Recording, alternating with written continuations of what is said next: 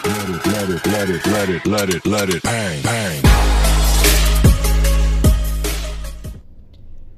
Hello बच्चों, आपका हमारे चैनल पे स्वागत है। बच्चों, आशा करता हूं कि आप अच्छे होंगे। बच्चों, इस वीडियो के माध्यम से हम क्लास 10th के बच्चों के लिए गणित के बहुत इंपॉर्टेंट क्वेश्चन को हल करेंगे, जो हमारे एनसीईआरटी बेस पे आधारित है, जो हमारे बोर्ड के परीक्षाओं में हर साल पूछा जाता है। दोस्तों, ये जो क्वेश्चन है हमारे बहुपद से लिया गया है। हमारा आपको बात जान के हैरानी होगा कि बहुपद से हमारा 20 से 25 नंबर का क्वेश्चन हर साल बोर्ड के परीक्षाओं में पूछा जाता है। तो ये जो क्वेश्चन है हमने बहुपद से उठाया है, जो हमारे बोर्ड के परीक्षाओं में हर साल पूछता है। तो सबसे पहले आइए देखते हैं क्वेश्चन कौन है जो हमारे बोर्ड के परीक्षाओं में हर साल आता है। हर साल इसके बेस पे कभी कभी बहुविकल्पी अब दे रहा है तो बहुविकल्पी में दे देता है, या 2 नंबर में या 4 नंबर में हमेशा पूछा जाने वाला क्वेश्चन है। तो अगर इस क्वेश्चन को ध्यान से आप करते हैं, इसको ध्यान से देखते हैं, तो आप आसानी से 4 नंबर उठा लेंगे। तो आइए देखते हैं कि किस प्रकार से क्वेश्चन पूछता है, कैसे इसको हल करेंगे, कैसे समझते हैं, क्या क्या होता है। यहाँ पर देखिए, सबसे पहले क्वेश्चन को समझते हैं।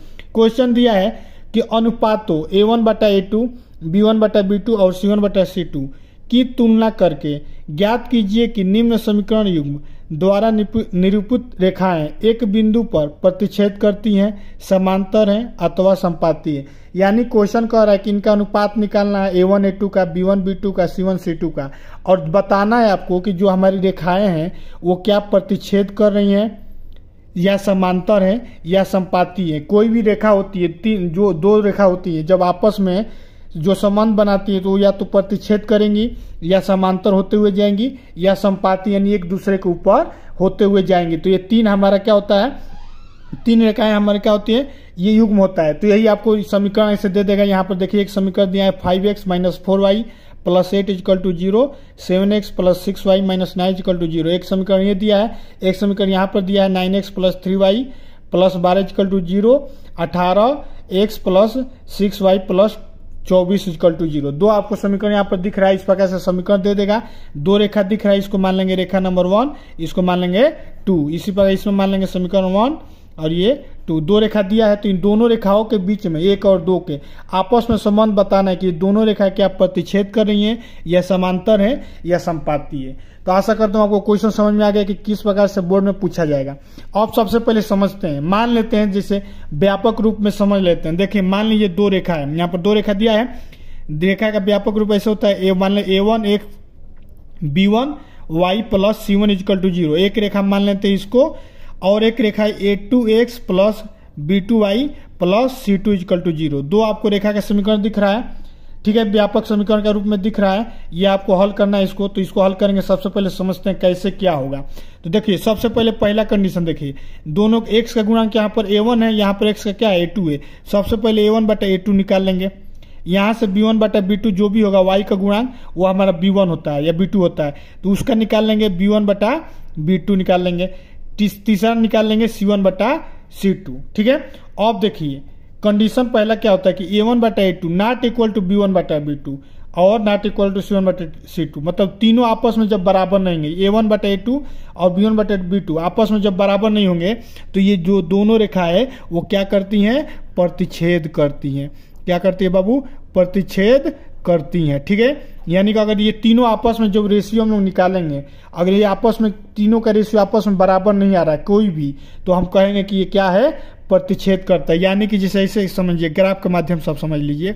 मान लीजिए एक रेखा ये है, एक रेखा ऐसे गुजर रहा है, ठीक है, एक रेखा इधर से ऐसे गुजर रहा है, तो ये देखिए यहाँ पर काट रहा है ना, इसी को कहते हैं प्रतिच्छेद बिंदु। क्या कहते हैं, प्रतिच्छेद बिंदु। यानी ये दोनों रेखा है, ये रेखा नंबर 1 और ये रेखा नंबर 2 एक दूसरे को क्या कर रही है, काट रही है। यानी कि ये क्या है, A1/A2 not equal to B1/B2 जब होगा तो अभी हमारा क्या होगा, प्रतिच्छेद नहीं करेगा। पहला कंडीशन समझ में आ गया।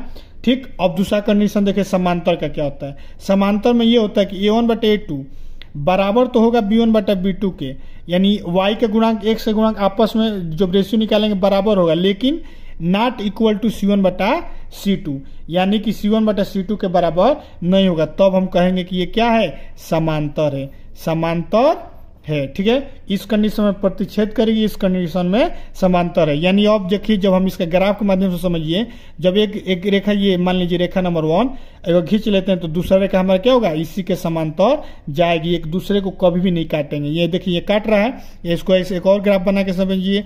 मान लीजिए एक रेखा ऐसे होके जा रहा है तो दूसरा रेखा इसी के समांतर होके जाएगी। कभी भी आगे कितना भी आगे इन्फिनाइट तक लेते चले जाएंगे, एक दूसरे को कभी नहीं काटेगा। ठीक है, ये हो गया ग्राफ के मदद से, ये हो गया कंडीशन।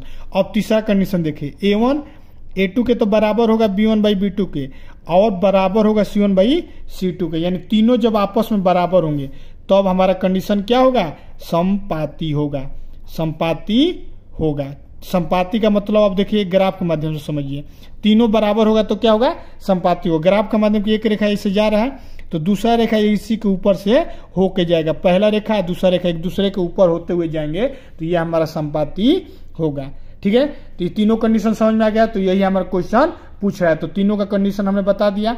तो सबसे पहले आइए क्वेश्चन नंबर 1 को करते हैं। क्वेश्चन नंबर 1 दिया है कि 5x minus 4y plus 8 is equal to 0 और दिया है 7x plus 6y minus 9 is equal to 0। ठीक है, अभी देखिए पहला क्वेश्चन यही दिया है और ये हमारे बोर्ड के परीक्षा में ऐसे ही देगा, कहेगा ऐसे देगा, बहुविकल्पी में देखो कैसे देगा, कहेगा कि दोनों रेखाएं क्या समांतर है, प्रतिच्छेद करते हैं या संपाती हैं। 4 ऑप्शन दे देगा, ये कहेगा इनमें से कोई नहीं, तो आपको ऑप्शन में जो दिया होगा सही मानना है। तो सबसे पहले हम लोग क्या निकालेंगे, A1 बटा A2 इक्वल टू B1 बटा B2 इक्वल टू C1 बटा C2, यही निकालेंगे तभी तो हमको कंडीशन पता चलेगा। तो यहाँ पर देखिए A1 क्या है 5 बटा 7 हो जाएगा और यहाँ पर देखिए -4, ये हमको ये नहीं भूलना है, माइनस लेके चलना है। तो यहाँ पर क्या हो जाएगा -4 बटा 6 हो जाएगा और ये क्या हो जाएगा 8 बटा -9 होगा। जो कटता है उसको कटा लेंगे, ये 2 से कटेगा, ये तो नहीं कटेगा, ये 5 बटा 7 आएगा, ये क्या हो जाएगा -2 बटा 3 हो जाएगा और ये नहीं कटेगा तो ये -8 बटा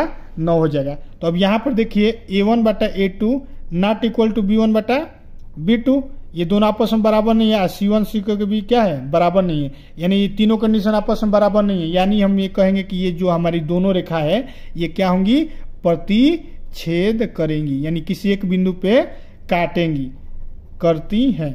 ठीक है, तो ऐसे हम लोग अगर ऑप्शन में दिया होगा प्रतिच्छेद करती है तो आप आराम से प्रतिच्छेद पे लगा देंगे। ठीक है, अब दूसरा क्वेश्चन उसी प्रकार देख लीजिए। दूसरा क्वेश्चन क्या कर रहा है कि 9x plus 3y plus 12 equal to 0, 18x plus 6y plus 24 equal to 0। ठीक है, अब बताइए कह रहा है कि 9x प्लस 3y दिया है दोनों। अब दोनों समीकरण को सबसे पहले तुलना करते हैं तो ये क्या हो जाएगा 9 बटा 18 बराबर हो जाएगा क्या 3 बटा 6 इक्वल टू क्या हो जाएगा 12 बटा 24। कटा लीजिए तो ये क्या हो जाएगा 1 बटा 2, इसको कटाएंगे तो ये भी 1 बटा 2 आएगा, ये कटाएंगे तो 12 दूनी के 24 1 बटा 2। यहाँ पर हम देख रहे हैं कि A1 बटा A2 बराबर है ना, दोनों का रेशियो देखिए, तीनों रेशियो आपस में बराबर है।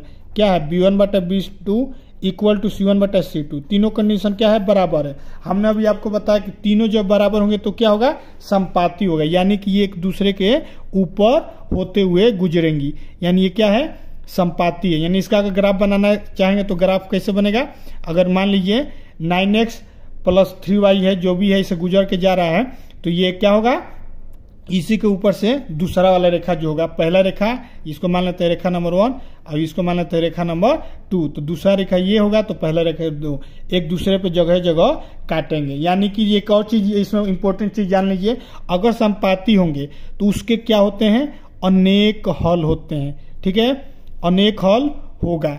ठीक है, अगर जब आपस में x और y का हल करेंगे तो x और y का इन्फिनाइट हल होगा, यानी अनेक हल होगा। ये भी पेपर में बहुत पूछता है। उसी प्रकार यहाँ पर देखिए प्रतिच्छेद करेगा तो केवल एक हल होगा, केवल एक हल होगा, यानी अद्वितीय हल होगा। पेपर में अद्वितीय बोध देता है। ठीक है, केवल एक हल होगा, यानी ये अगर एक रेखा ये है, ये इसको मान लेते हैं रेखा नंबर 1, इसको रेखा नंबर 2, तो एक दूसरे को कहीं ना कहीं काटेंगे और जब इसको हल करेंगे जो एक्स वाई का मान होता है उसी पॉइंट पे काटता है।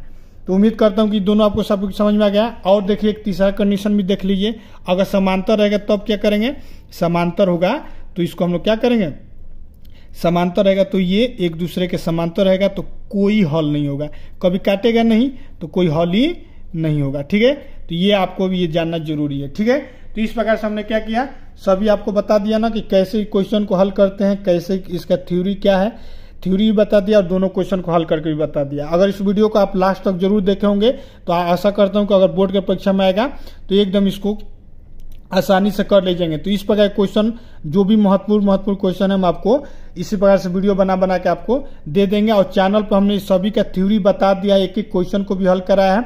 आप चैनल के साथ जुड़ जाएंगे तो एक एक क्वेश्चन को आप बोर्ड में जो भी इंपॉर्टेंट क्वेश्चन है जो हर साल प्रीवियस ईयर का पूछता है, हर साल मॉडल पेपर जो होता है, मॉडल पेपर से लेकर A to Z हम लोग अपने इस चैनल के थ्रू आपको बताएंगे। मैथ से लेकर जो भी हमारे बोर्ड में सब्जेक्ट है, चाहे आप गृह विज्ञान के स्टूडेंट है चाहे साइंस का, सभी विषयों को हम लोग पढ़ाते हैं। तो आप चैनल से जुड़ जाए, फैमिली से अगर नहीं जुड़े हैं तो फैमिली से जुड़ जाए, ठीक है।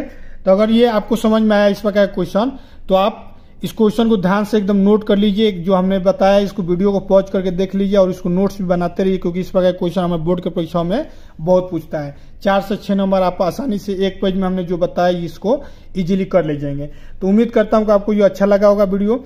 तो वीडियो अच्छा लगा है तो वीडियो को लाइक जरूर कर दो और चैनल के साथ जुड़ जाइए। मिलते हैं नेक्स्ट वीडियो में, इसी प्रकार का और भी इंपॉर्टेंट क्वेश्चन जो है उसको हम हल कराएंगे।